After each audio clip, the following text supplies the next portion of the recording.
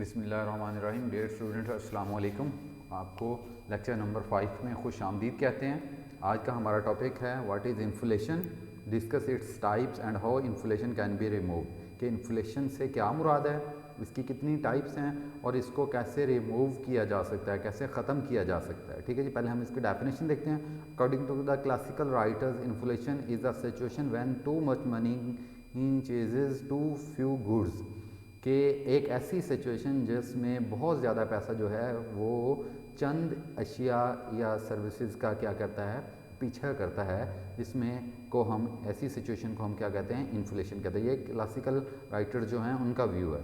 एक और डेफिनेशन है, it is an imbalance between money supply and gross domestic product. कहता है कि ये जो है मनी सप्लाई, जो ज़र की जो रसद है, और ग्रॉस डोमेस्टिक जो प्रोडक्ट है, ख़ाम जो है मुल्की पैदावार जो है, ठीक है, उसका ख़ाम मुल्की पैदावार का जो इम्बैलेंस है वो क्या कहलाता है, इन्फ्लेशन कहलाता है। As per Keynes, inflation is the imbalance between aggregate demand and aggregate supply. In an economy the aggregate demand for goods and services exceed aggregate supply, the price will go on rising।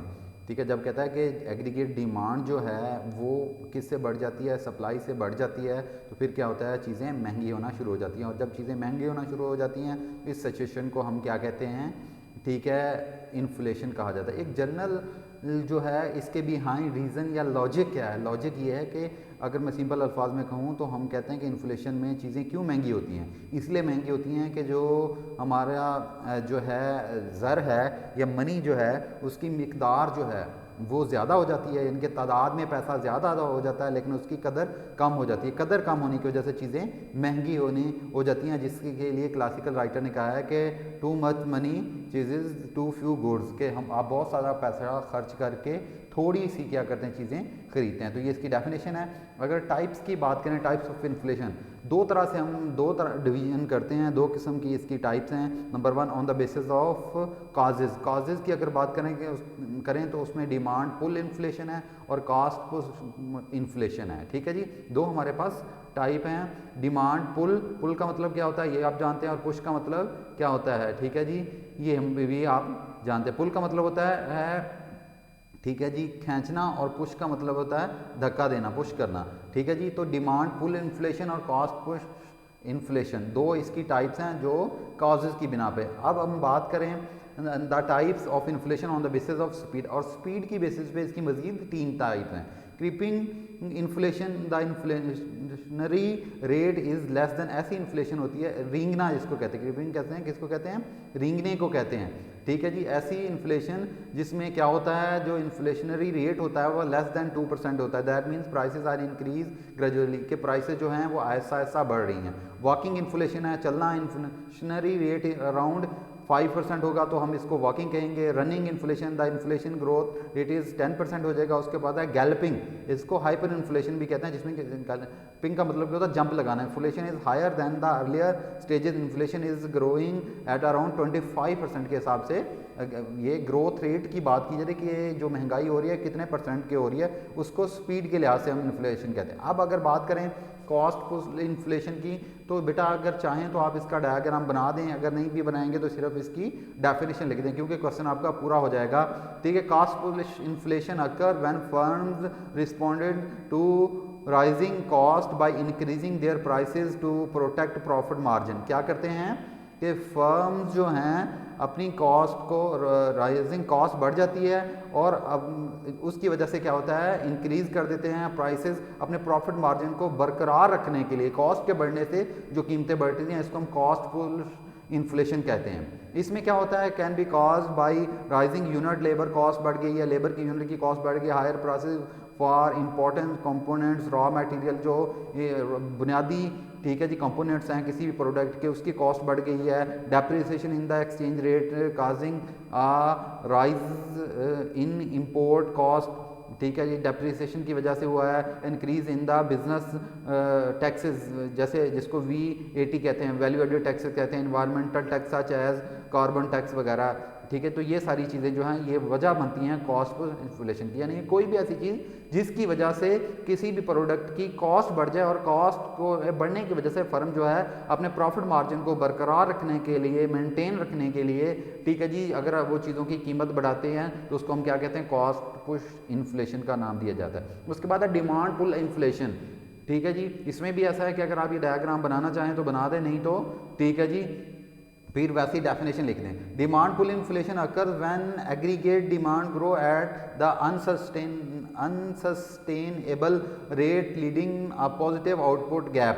Actual इस ऐसी situation जिसमें क्या होता है, gross domestic product is greater than potential gross domestic product. When there is a excess demand, producer can raise their prices and thereby achieve bigger profit margin. जब क्या होता है कि excessive डिमांड हो जाती है, ठीक है, तो फिर प्रोड्यूसर क्या करते हैं, चीज़ों की अपना प्रॉफिट मार्जिन को बढ़ाने के लिए, ठीक है जी, चीज़ों की कीमतें भी बढ़ा देते हैं। Demand pull inflation is the most likely when there is a full employment of resources when aggregate supply is inelastic, ठीक है। जब क्या होता है कि मुल्क में फुल एम्प्लॉयमेंट होती है, ठीक है जी, तो when aggregate supply is in elastic, और जो एग्रीगेट सप्लाई है वो इन इलास्टिक होती है, यानी आप उसको लचकदार नहीं होती, ठीक है जी। ये हमारे पास था डिमांड पुल इन्फ्लेशन। अब इसको रिमूव कैसे किया जा सकता है, मेयर्स टू कंट्रोल इन्फ्लेशन। उसमें दो तरह के मेयर्स लिए जाते हैं, एक हमारे पास है मॉनेटरी मेयर्स, ठीक है जी। मॉनेटरी मेयर में क्या होता है classical economist are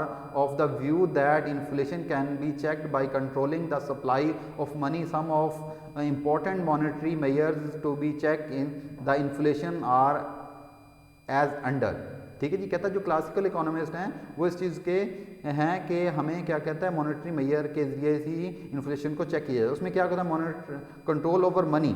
it is suggested that to check inflation government should put strict restriction on the issue of money by the central bank. ये मॉनेटरी पॉलिसी सेंट्रल बैंक इख्तियार करता है, और क्या करता है, गवर्नमेंट रिस्ट्रिक्शन लगा देती है, चेक रखती है कि सेंट्रल बैंक कितनी जो है पैसे वो इशू कर रहा है। उसके बाद credit control, credit bank should pursue credit control policy in order to control the credit. It should increase the bank rate, raise minimum cash reserve ratios, ठीक है। क्रेडिट कंट्रोल क्या आता है कि जो बैंकों की जो कर्जे देने की, ठीक है, जो इस्तात है उसको इफेक्ट किया जाता है। कैसे इफेक्ट किया जाता है, उसमें आपके पास बैंक रेट जो है जिसको आप शरह सूद कहते हैं वो बढ़ा दिया जाए, या बैंकों ने जो पैसे जमा करवाने होते हैं स्टेट बैंक के पास उसको क्या कर दिया जाए, वो रेशो बढ़ा दिया। It can also issue notice to the other banks in order to control credit, और बैंकों को नोटिस इशू किए जाते हैं डायरेक्ट कि आप इस लिमिट में रहें। तो ये जो मेयर्स हैं ये हमारे पास क्या कहलाते हैं, मॉनेटरी मेयर कहलाते हैं, जिसमें मैंने आपको बताया था शुरू में कि इन्फ्लेशन में हम क्या करते हैं, ऐसी सिचुएशन होती है जिसमें पैसे की तादाद बढ़ जाती है, मिकदार बढ़ जाती है, क्वांटिटी बढ़ जाती है, ठीक है जी। हम अलहदा से मॉनेटरी जो मॉनेटरी मेजर्स हैं ये सेंट्रल बैंक लेता है, और वो जो पॉलिसी बनाता है उसको मॉनेटरी पॉलिसी कहते हैं। इसके बाद हम मॉनेटरी पॉलिसी को अलग भी डिस्कस करेंगे डिटेल में, ठीक है जी। तो इसमें क्या होता है, पैसे की जो तादाद है, जो मिकदार है, जो क्वांटिटी है, उसको इफेक्ट किया जाता है, उसको कंट्रोल किया जाता है, ठीक है जी, ताकि पैसा अपनी कदर ना खोए। उसके बाद हमारे पास physical measures taken by the government, ये गवर्नमेंट लेती है इन्फ्लेशन को कंट्रोल करने के लिए। Decrease in the public expenditure, जो पब्लिक के एक्सपेंडिचर उनको डिक्रीज किया जाता है। कैसे डिक्रीज किया जाता है,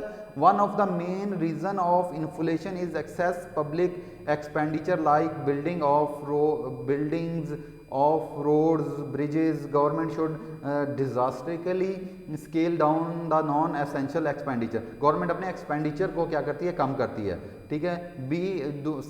जो हमारे पास सेकंड है उसमें delay in payments of the old debts, जो डेट्स होते हैं उनकी पेमेंट में डिले किया जाता है। इंक्रीज इन टैक्स बढ़ा दिए जाते हैं, ठीक है जी। Over valuation of money, to control the over valuation of money it is essential to encourage import and discourage export, ठीक है जी।